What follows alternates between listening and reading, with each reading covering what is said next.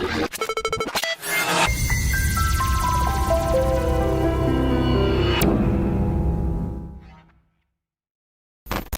वालेकुम। Pakistan defence analysis में खुश आमदीद।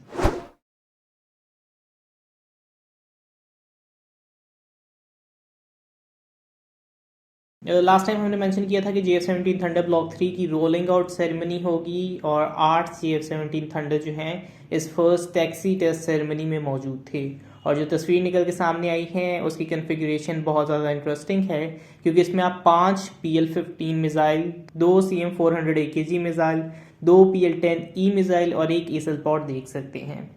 प्रीवियसली ऐसा सोचा जाता था कि PL-10 5 के वेट की वजह से मैक्सिमम जो है 2 PL-15 मिसाइल JF-17 थंडर की जानिब से कैरी किए जाएंगे,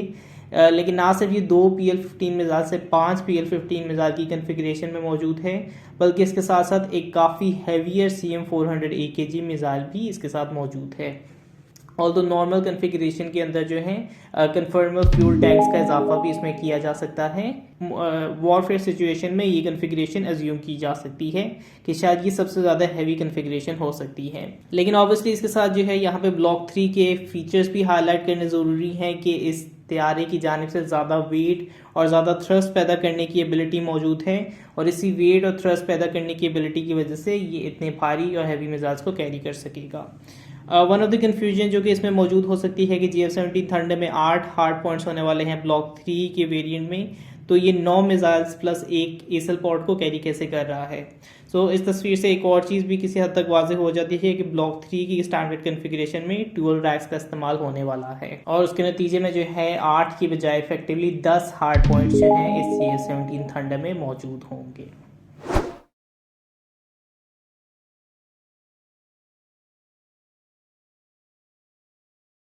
देयर इज़ अ चांस कि इंडियन नेवी की जानिब से आने वाले सालों में FA-18 सुपर हॉर्नेट्स को अपने एयरक्राफ्ट कैरियर्स के लिए शामिल किया जा सकता है। स्टार्ट पोस्ट में एक आर्टिकल सामने आया है जिसमें इस चीज़ का क्लेम सामने आया है, और ऐसा मालूम होता है कि इस मामले के लिए थोड़ी सी खामोशी से इस प्रोग्राम पे काम शुरू हो गया है।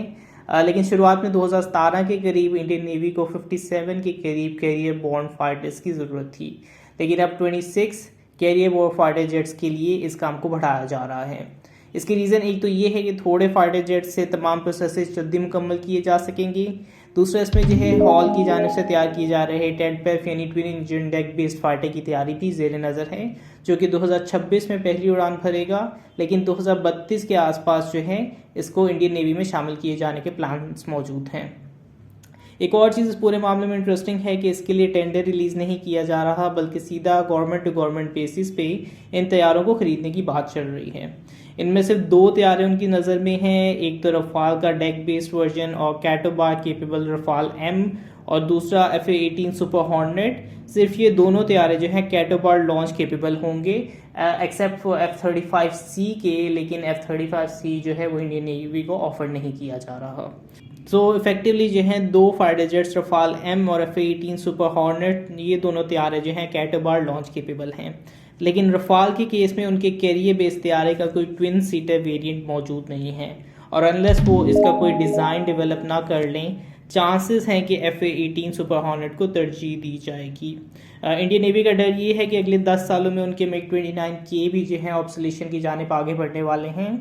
इसलिए अभी के लिए जो नेक्स्ट स्टेप उनका है उसके लिए उन्होंने दोनों फाइटर जेट्स के लिए RFI यानी रिक्वेस्ट फॉर इन्फॉर्मेशन भेज दी है, और इसके नतीजे में FA-18 सुपर हॉर्नेट्स और रफाल M को INS हंसा, जो कि इंडियन नेवी का नेवल एयर स्टेशन है, वहाँ पे अगले आने वाले चंद दिनों या हफ्तों में जो है इन दोनों फाइटर जेट्स की टेस्टिंग मुकम्मल हो जाएगी, और उसके बाद हमें किसी किस्म का डिसीजन देखने को मिल सकता है।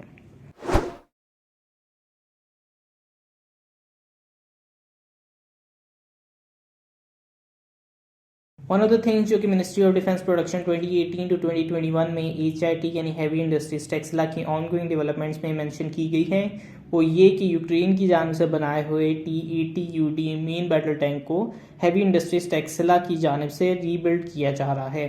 और इसकी असम्बली के लिए ट्रांसफ़र ऑफ टेक्नोलॉजी यूक्रेन की जानिब से मुहैया कर दी गई है, और प्लस इस पर स्मूथली काम जारी है।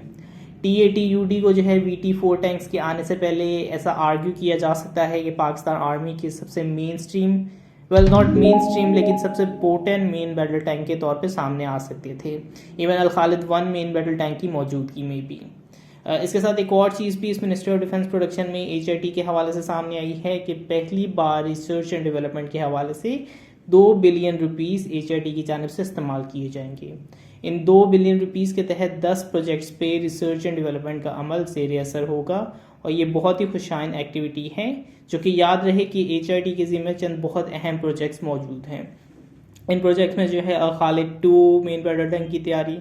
हैदर मेन बैटल टैंक की तैयारी, VT4 मेन बैटल टैंक की गन या कैनन की तैयारी प्लस सब सिस्टम्स और दीगर कैनन और एमुनिशंस की तैयारी में इन्वॉल्वमेंट, ये यकीनन आगे आने वाले सालों में HIT और पाकिस्तान के ग्राउंड एसेट्स के लिए बहुत अहमियत का हामिल हो सकती है।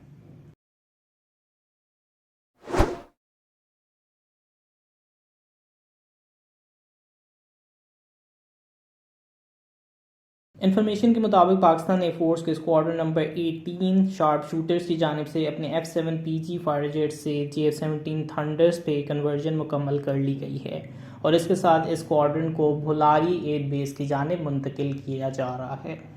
भुलारी एयर बेस जो है पाकिस्तान के रिलेटिवली मॉडर्न एयर बेसिस में से है और इस एयर बेस में पहले से ही स्क्वाड्रन नंबर 19 शेरगिल्स मौजूद हैं। जैसे मैंने बताया कि भुलारी एयर बेस एक रिलेटिवली मॉडर्न एयर बेस में शुमार किया जाता है और इसके ओरिजिनल प्लान्स में भी इसके अंदर 2 स्क्वाड्रंस मौजूद होने की बात की गई थी। एक तो इसमें स्क्वाड्रन नंबर 18 बेसिकली मौजूद है जो कि एक ट्रेनिंग स्क्वाड्रन है। सो आई वंडर कि ये नंबर 17 स्क्वाड्रन जो उसमें मुंतकिल किया जा रहा है इसको भी ट्रेनिंग स्क्वाड्रन की ज़ेर नज़र या उसकी अम्ब्रेला में डाला जाएगा कि नहीं।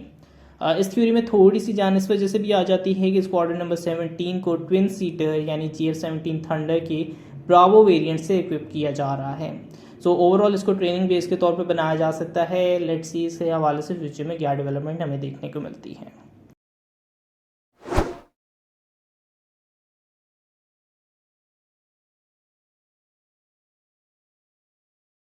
दो 2022 की शुरुआत हो चुकी है और 2022 की शुरुआत में यानी जनवरी 2022 के शुरू के दिनों में ईरानी प्रेसिडेंट की जानिब से रशिया का दौरा किया जा रहा है। ईरानी प्रेसिडेंट इब्राहिम रईसी को रशियन प्रेसिडेंट व्लादिमीर पुतिन की जानिब से दावत के नतीजे में एक दौरा मुकम्मल करना है और इस दौरे के नतीजे में चंद बहुत अहम डिफेंस डील्स ईरान और रशिया के दरमियान साइन की जा सकती हैं। रिपोर्ट्स यही सजेस्ट कर रही हैं कि ईरान और रशिया की जानिब से 20 साल का सिक्योरिटी और डिफेंस एग्रीमेंट साइन किया जा सकता है, जिसके ज़रिए ईरान की जानिब से अगले 20 सालों में $10 बिलियन की एवज के वेपन्स और एमुनिशंस खरीदे जाएंगे।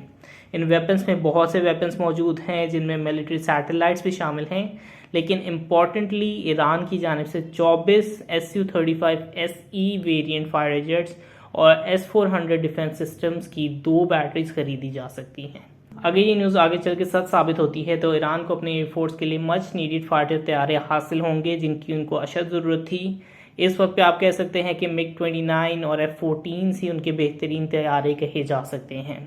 ऑब्वियसली S-400 के मुकाबले का भी कोई डिफेंस सिस्टम उनके पास मौजूद नहीं है, तो इन हालात में गिवन के इसराइल से